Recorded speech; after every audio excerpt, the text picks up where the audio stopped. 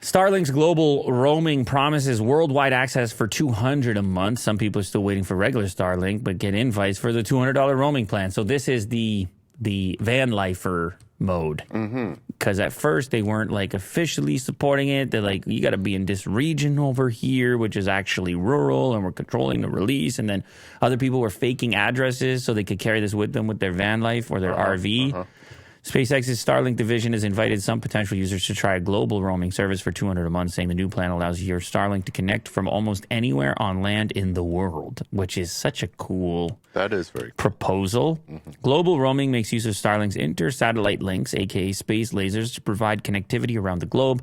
As this is new technology, you can expect Starlink's typical high-speed, low-latency service intermixed with brief periods of poor connectivity or none at all. However, this will improve dramatically over time. Average Starlink speeds have dropped as more users sign up for the satellite service. Speed test data shows. Can you click on that for me? Because I am curious about how much of a drop has happened. Median latency also got a lot worse. So U.S. connectivity dropped from 9.3 megabits per second to 7.2 in the same time frame.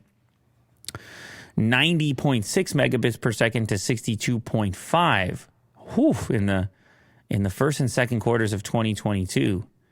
Oh, okay, so download and upload. Down, the max at Starlink peak was 90 down and 9 up. And currently it's down to 62 down and 7.2 up. And latency went from 43 milliseconds to 48.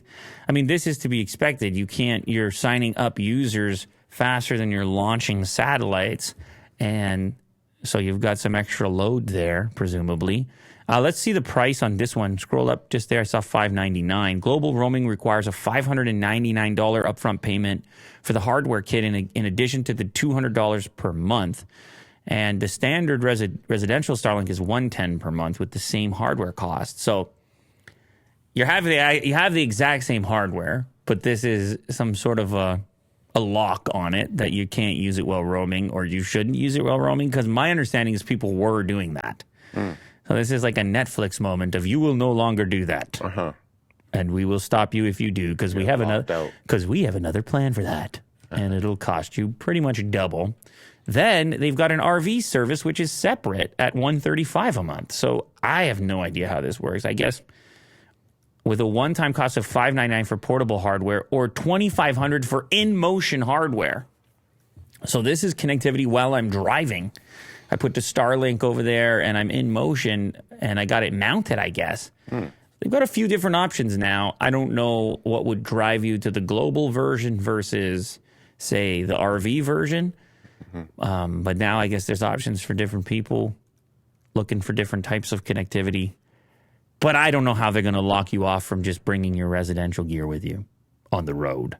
I'm not sure how they do that. That's a big satellite, too. No, it's not that. You can pack it. I know, but to carry it around? Dude, compared to what it used to be, dude. Okay, fine. It's a pretty good little kit. All right. Connectivity anywhere, Will? People have been suffering.